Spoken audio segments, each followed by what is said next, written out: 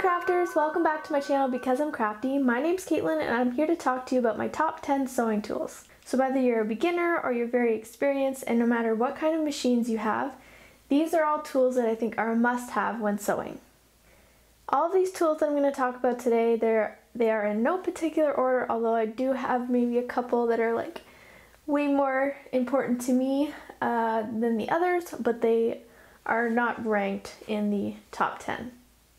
So the first tool I want to talk about are needles, and you need needles for your machines and you need needles for hand sewing, and they're very different things. Your needles for your machines have a shank at the top, and on the back side it's flat, and that goes up inside the machine, and the front of the needle has a groove in which you can actually feel it with your fingernail. And that's how you tell the front and the back. At the very top of the needle there will be some engraved numbers to tell you what size of the needle there is. There are so many kinds of machine needles out there, sizes, and they're specified for what they're for. Do you need every kind of needle possible? No. I usually stick to ballpoint or stretch needles if I'm sewing knits, and just a sharp needle for basically everything else. And I'll change the size of the needle depending on the thickness that I'm sewing. So if I'm trying to sew something thicker like a canvas or jean, depending on your machine, don't try to put that through your domestic unless you know it can handle it, but I would definitely go up in size. But a normal machine needle is 80 by 12. That's just kind of the average number. If you're sewing jeans or something like that, you can buy jean needles, and they're 16 by 100. They're definitely a lot thicker and stronger, but it's not really necessary to buy every specific needle. You can just change the thickness of the size of it. And then there's also twin needles. So it's got the one shank at the top and a middle plastic piece that holds two needles inside. So that'll give you like a cover stitch look. So if you look on the bottom of your t-shirt, or most knit fabrics have like a double needle stitching. And if you don't have a cover stitch machine, then you can use a double needle in your regular machine, and you just need two separate threads on the top, just your normal bobbin in the bottom, and they're great. I just crank up the stitch length really long, because normally when you're stitching knits it doesn't go through the machine as easily, so crank up your stitch length, and these work great. Make sure you're on a straight stitch with this, you can zigzag. And you can just buy a pack of Universal as well. This pack I found on Amazon. It has a pack of 70 10s, 80 12s, and 90 14s. So it's kind of got three sizes here, and they're just all universal. The universal needles are kind of like a mix between ballpoint and sharp. They're kind of in between, so they work for pretty much most fabrics. And for your hand sewing needles, you can just buy a pack that's got like a variety of sizes.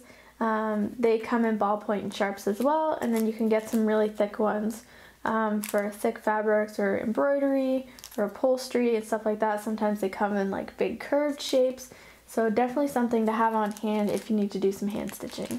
My next tool I want to talk about is chalk. So I like to use this when cutting up my fabrics or making patterns and I want to draw on my fabric. There's two different kinds of chalk that's sold for sewing. And one of them is a wax chalk, and it's really hard to get off your fabric if you make a mistake when drawing whatever you need to draw. So if you have actual chalk, sometimes there's these little brushes that you can just brush onto the fabric and it flicks off all the chalk flakes. And with this chalk it washes out really easily. So this one I really like. I believe it's called the Heart, oh it's coming out. I think it's called the Heart Chalk. I can't remember what it's called, but it's basically got a refill here. So it's got a little clear window here. It's a little square box filled with like chalk powder, and you can just buy the refills and this separately. Buy the refills, you put it inside, and it's got this little metal wheel at the bottom that's grooved, and when you go along your fabric it disperses the chalk powder through this wheel, and it draws a line on your fabric, and you can just wipe it away really easily. So I like that because it is refillable. It can be messy, but you just have to like make sure you've got it on good. And they also sell pencils and kind of like triangular shaped chalks as well, but I would definitely recommend the actual chalk and not the wax chalk. The next tool I want to recommend is a buttonhole cutter. Now this one is a kind of fancier tool that I bought, and it comes with a bunch of different blades.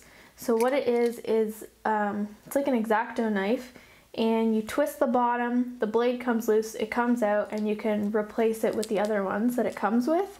But this one has a buttonhole cutter, and basically it's just a squared off blade. When you have your buttonhole made, instead of using a seam ripper or snips or whatever, use your self-healing mat and you just punch it into the middle of your buttonhole and it cuts through your fabric. It makes it so much easier. So definitely a good tool to have, and I like that it comes with all these other blades. It's in a nice little pack here, so it's very safe. I've used the other ones for a lot of my other videos and DIYs because I use it like an X-Acto knife, and so it's like a 5-in-1 tool. I really like this. Alright, the next tool, this is something that I keep beside my sewing machine. I use it for the majority of the day when I'm sewing, and that is a gauge.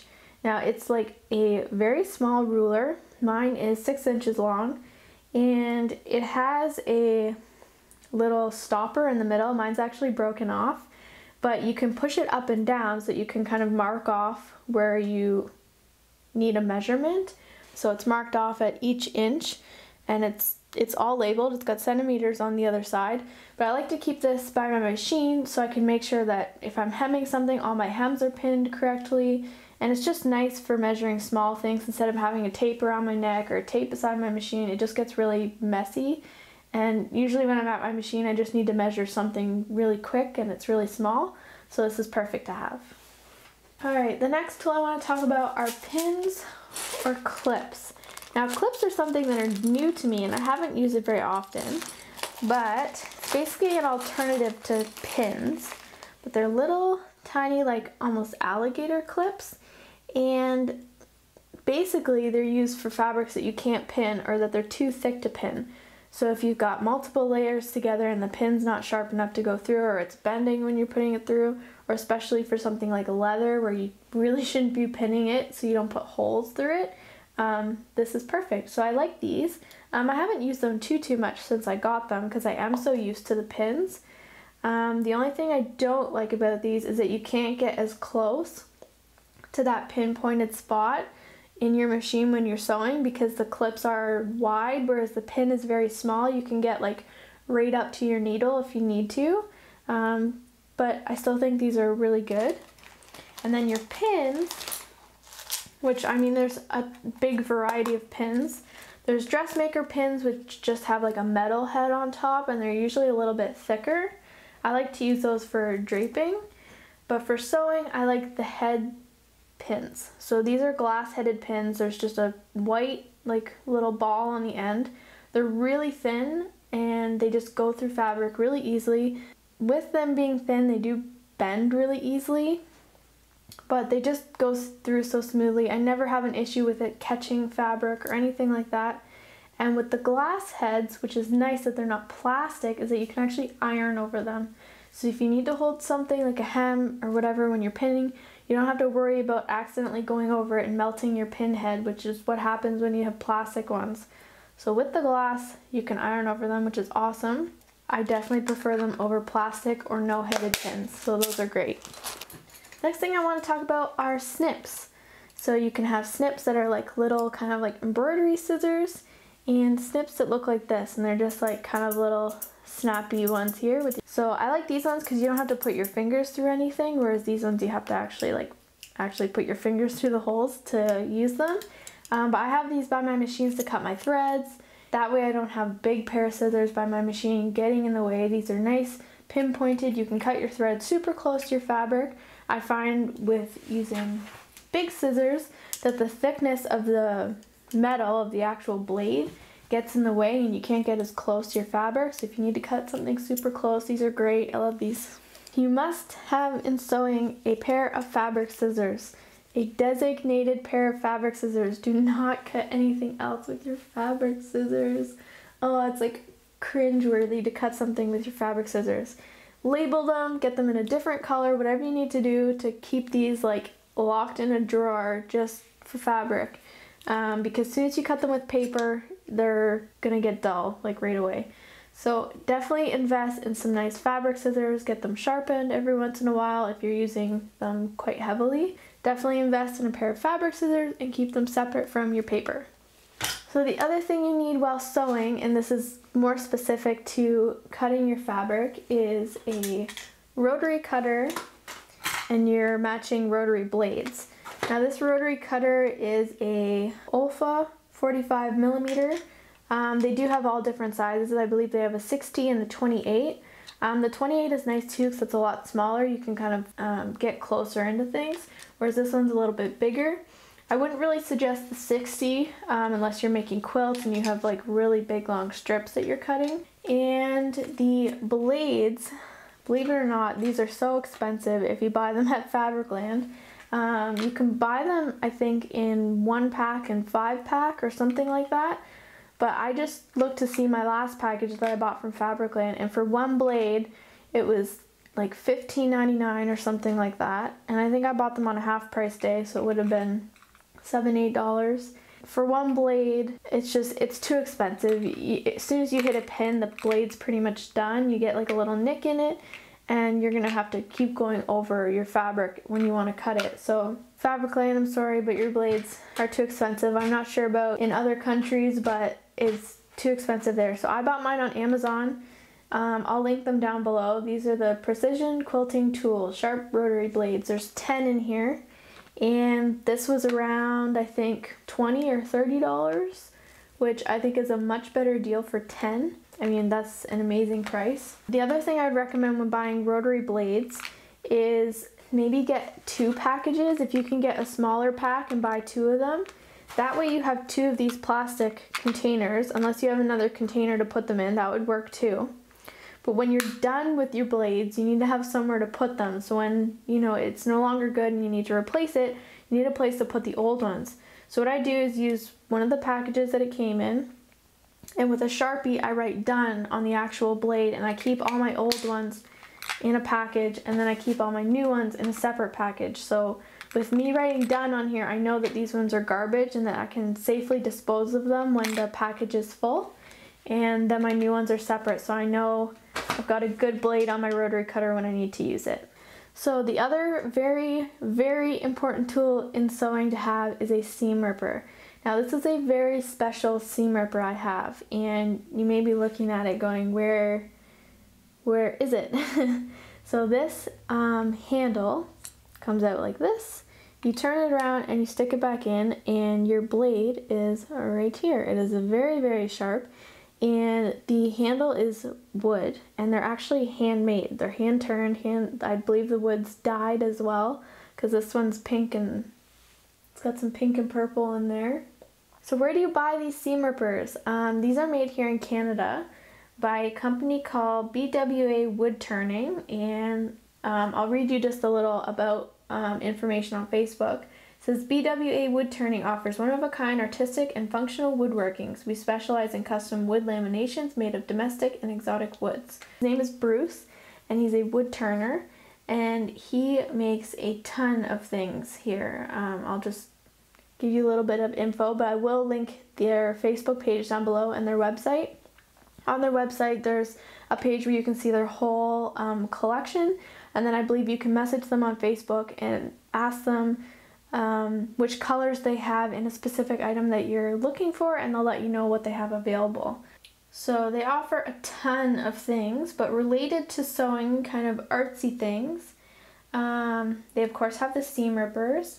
They have magnifiers and mini magnifiers with like a necklace on them, so you can keep those by your machine to help you thread your needle if you need a little magnifying glass.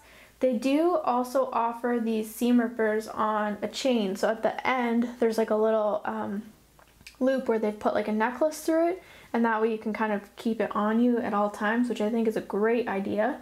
And they also offer double-ended seam rippers, which mine is just the one end, but the double end has this same kind of, you know, feature, but on the other end, I believe we have one at work, and there's one end that's smaller, which is the size that I prefer. It's just a regular size seam ripper head, and the other side is like a larger head. What else do they offer here? They offer thimbles, and they also offer crochet hook sets. So you can buy the handle, which I believe is very similar to this, and then it comes with different sized crochet hooks, so you can just intertwine them in and out of your handle, which I think is a great idea also. So if you don't have a seam ripper, I would definitely look into these ones. They're just so amazing. It's such a great gift for someone who's into sewing, and maybe treat yourself as well. I find that the ones that I've bought from Fabricland before, or that I've just bought like little cheap ones here and there, they're not sharp at all, and I have to like really rip on stuff to get things out, and it's just so annoying. And these are so sharp, and you can buy the refill heads from BA Wood Turning as well, in case yours breaks, which I have had happen before. I put it down on a table as I was using it and it rolled off and broke, but I had a replacement head, so I'll have to get some more of these soon just in case I break this one. But definitely something to look into, and it's a great investment. And the last thing I'll add to my top 10 sewing tools is a sewing machine pin cushion. Now I had to talk about this. I did a video on this a couple weeks ago, and it's something that I made for work, and I just have to have one now. It wraps around your machine, around the base or around the top. I'll link my video in the cards and down below if you want to check it out. And as you're sewing, just take out your pins and put them in the cushion, and that way you don't have a pile of pins beside your machine, because when I always did that, I'd knock them all over the floor, you know, by bringing my fabric back and forth, and be a mess. I'd step on them and then I'd have no pins, and it was just so annoying. So if you have this on your machine, you can remove it, you can take it with you if you need to pin somewhere else, and it's just a great thing to have. So I hope you guys learned about some new tools for sewing, and if you have any tools that you love, make sure to leave them down below in the comments and let me know if you have any video requests. I hope you guys enjoyed this video. Make sure to give it a thumbs up and subscribe, and I'll see you next time, crafters. Bye!